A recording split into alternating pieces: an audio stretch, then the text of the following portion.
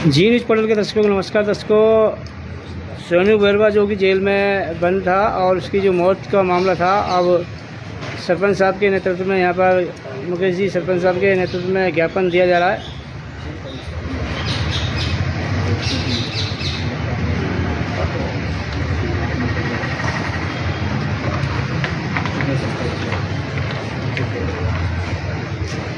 सरपंच साहब, किस लिए ज्ञापन दिया जा रहा है? ये अभी आपने एक घटना अभी कारित हुई है। जो हमारा यहाँ का कारागृह है उसमें सोनू बेरवा नाम का एक कैदी था।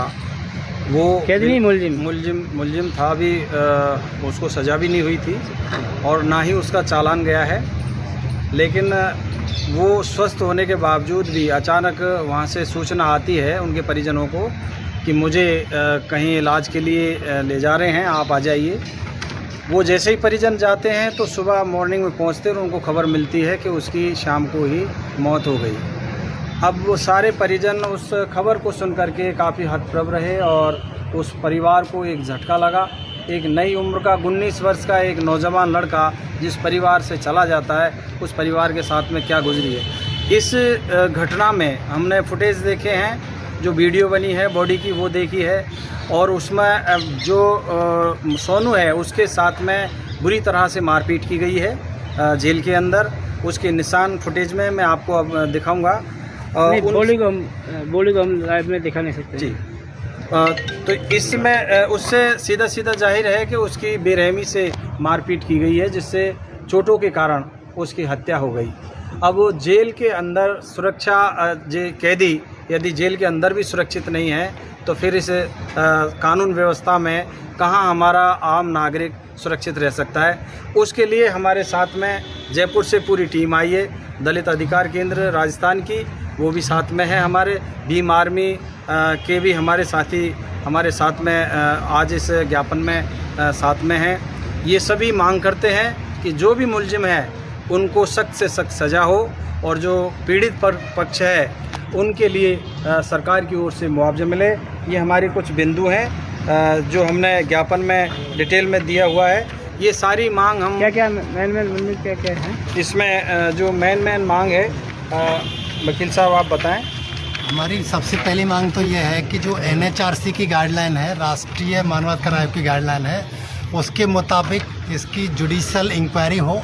और जुडिशल इंक्वायरी में जो भी चल रही है, ये क्लियर कट है कि जो मृतक है जो कि सोनू बेरवा, उसके एंटीमार्टम चोटें यानी कि मृत्यु से पूर्व बहुत सारी पीठ पर चोटें आई हैं। हमारी ये भी मांग है कि जो जेल कर्मी हैं उनके खिलाफ 302, 201, 120B और SC/ST एक्ट के तहत मुकदमा दर्ज किया जाए।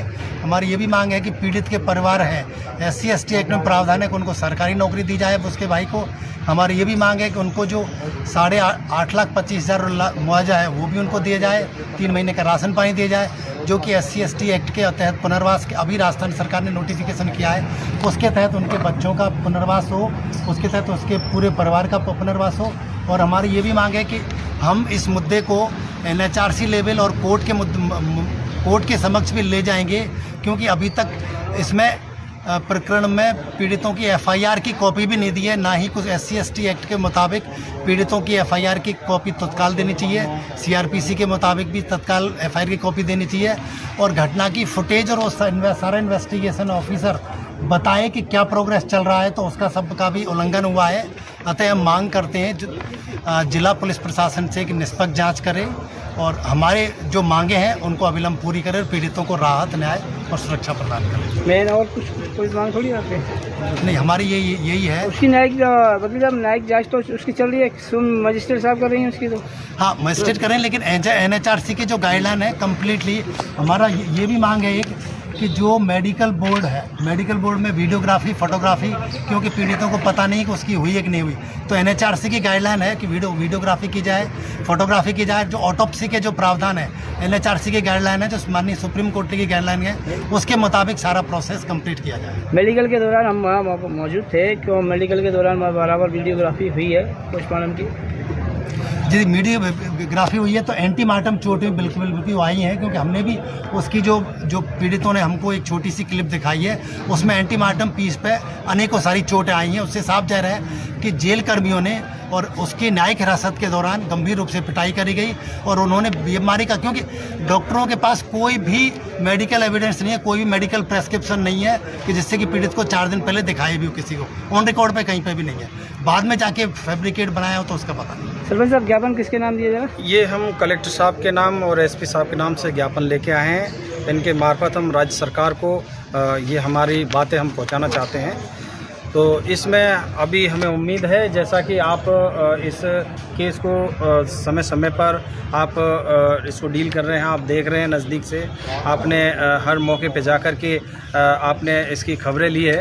उम्मीद है हमें कि जिस प्रकार से आप भी बता रहे हैं कि प्रशासन ने वीडियोग्राफी की है, डॉक्टर्स की टीम ने मेडिकल बनाया है और 5 डॉक्टरों की मेडिकल टीम ने यदि पोस्टमार्टम किया है तो हमें भरोसा है कि उन्होंने अच्छा और सही मेडिकल किया होगा, जिससे जो कानूनी प्रक्रिया है वो सही दिशा में जा सकेगी। न्यायिक मजिस्ट्रेट स्वयं कम से कम 4 घंटे रही वहाँ पर अस्पताल में, पूरी उन्हें सारे बयान दर्ज किए हैं, सारे टोटल।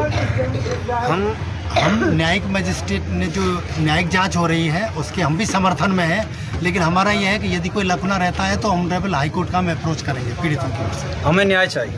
फिलहाल कलेक्टर साहब को ज्ञापन दिया जाएगा? हाँ, कलेक्टर साहब के लिए और एसपी साहब से हम मुलाकात करेंगे यहाँ पर। अगर ये प्रशासन से ये मेरे को उम्मीद करते हैं, हम मांग करते हैं कि ये जो निष्पक्ष जांच होके उनके खिलाफ कानूनी कार्रवाई की जाए। अगर ये नहीं करेंगे तो राष्ट्रीय स्तर पर आंदोलन करेंगे। दलित अधिकार केंद्र बीमार। सोनू बेरवा को न्याय दो, न्याय दो, न्याय दो। सोनू बेरवा को न्याय दो, न्याय दो, न्याय दो। मुलजिमों को गिरफ्तार करो, मुलजिमों को गिरफ्तार करो। सोनू बेरवा को न्याय दो, न्याय दो, न्याय दो। सोनू बेरवा को न्याय दो, न्याय दो, न्याय दो।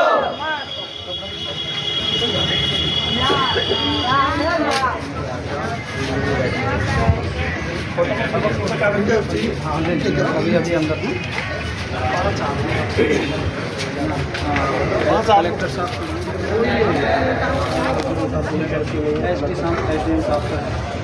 हमारे पास 5 आदमी आपसे कोई से तो फिर नहीं, ये यहाँ खड़े रहेंगे।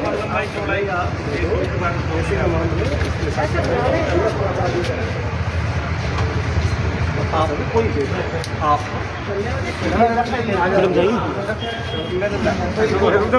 पीड़ित वाला रुको भाई, रुको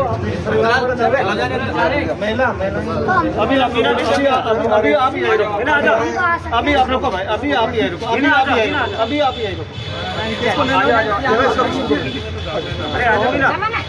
मैं सभी रुक जान दो, अभी आ दो तो सही है।